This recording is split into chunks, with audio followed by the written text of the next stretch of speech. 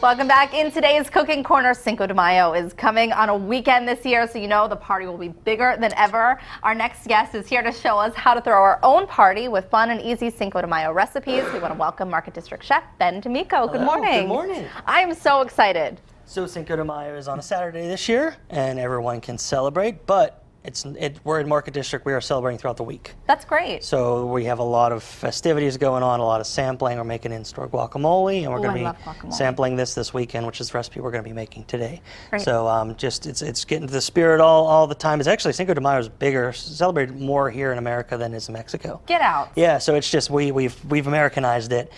So whether you're having just some nachos or adding some chorizo to your eggs, or a margarita, yeah, there's all a little bit of that just to get into the spirit of things. So what are we making today? So today we're going to make a fish taco, a West Coast style fish taco. And if you don't like fish, you can substitute chicken, beef, shrimp, anything else with this recipe. Okay. And we're going to start with our fish. So what I have here is this is mahi-mahi, and you want to use like a firmer fish. So you want to use a halibut or a tilapia or something that's not going to break up. So like cod is though delicious, might break up on your pan too much, and you don't want all little pieces. So you want to kind of get a bigger piece. So you can do chunky. Yep. So I have a fillet, a loin fillet. I just cut it into 2 or 3 kind of strips. It'll fit nicely on our taco, and we are going to season this. Okay. Very simply with some salt, a little bit of black pepper, and then to this we're going to add, again, you could stop there if you like, but we're going to add a little bit of garlic powder and a little bit of paprika, or you can use ancho chili powder or chipotle chili powder if you have it. If you maybe most people might have cayenne. I don't know if you want to go that hot on it because we're going to be adding a lot of other flavors. A lot of spice. Okay. So you just want to add a little. Make sure it's all covered. Yeah, just a little covering. And then we have canola oil in a hot pan, and we're just going to lay it down. You want to hear that sizzle. And how long does mahi-mahi take? If you cut it in this size, it's probably going to be about 2 to 3 minutes total. And do you have to say mahi twice? I think you do. I think it's Like required. the rule? Okay. Yeah, Can't just be mahi. Just the mahi's got to be something else. Yeah. All right, I just want to make sure. Mahi-mahi is actually a beautiful fish. It's called like a dolphin fish, and it's very colorful. You find it in Florida. You find it in the Pacific. It's widely used, and it's great for fish tacos. So while we have this going on, we're going to be making a slaw. To go with it. To go with it. On top? To put on yes, top or on the side? Okay. And with the slaw, you can. I'm using red cabbage today. You can just use raw green cabbage if you like that extra crisp. I actually like. I don't know about you, but I don't like to go home and eat a bowl of cabbage. No. I like to have some flavor to it. So that's what we're going to be doing here. Okay. So it's about a quarter head of cabbage. And you want to mix this right before. You don't want to really have to sit overnight because it will leach out a lot of liquid. So we have some salt, a little bit of black pepper. We're going to add about 1 lime, or about a half a lime's worth of juice, and then some red wine vinegar. And really, nice and simple. It's very simple, and it's really just a toss. Again, you really it's to not eat the raw cabbage piece of it, but you want that crunch and you want that kind of balance it's going to bring to the dish. Do you want me to mix that up for you? If you could, please, yes. Yeah. I can do that. Mixing is something I can do. Excellent. And I think. Grab these. So these are, again, you want to let them sit about a minute each side. Keep your pan hot. You can actually fry these if you have a fryer at home, or you want to fill the pan with. You could shallow fry, do a little quick batter. That's always delicious. This actually will go on the grill really well too. This type of fish, but you want to get again something that's just not going to fall apart on you. And again, just about a minute aside. You want to see a nice golden color to it, and just give it a quick turn. And we're going to let that sit.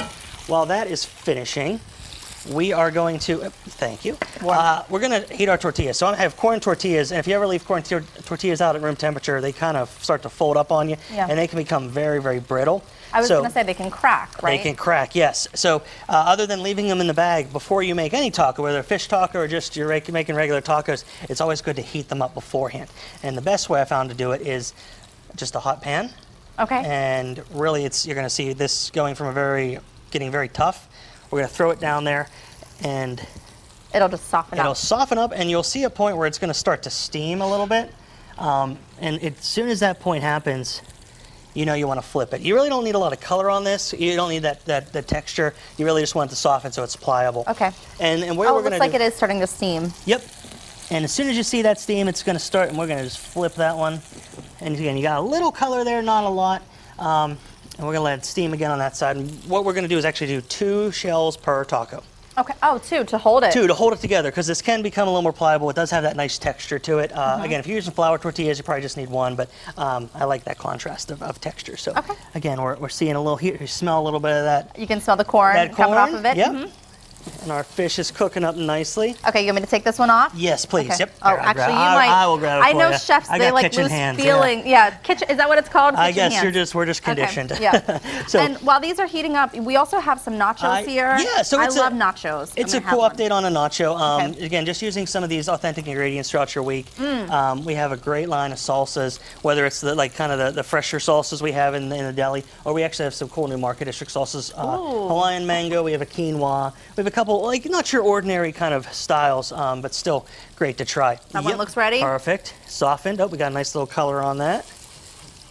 And so this nachos is it's a chorizo with some fresh jalapeno instead of the pickled jalapeno. Just slice it very thin, but you got that burst of flavor. And then it has a mix of Chihuahua cheese, a Oaxaca cheese, and a little cojita cheese in it. Did you say Chihuahua? Chihuahua cheese, like the dog. Like the dog. Yep, it's a melty cheese. It goes. I have some right here. It's great in quesadillas and stuff. But yes, just like the dog, it's named after a city in Mexico. Okay, good to know. So we have our two shells are nicely crisped. Okay. Our fish is looking nice. So to finish this dish off, we are going to start with, we're going to do a little bit of the slaw first as a base. Again, nicely mixed.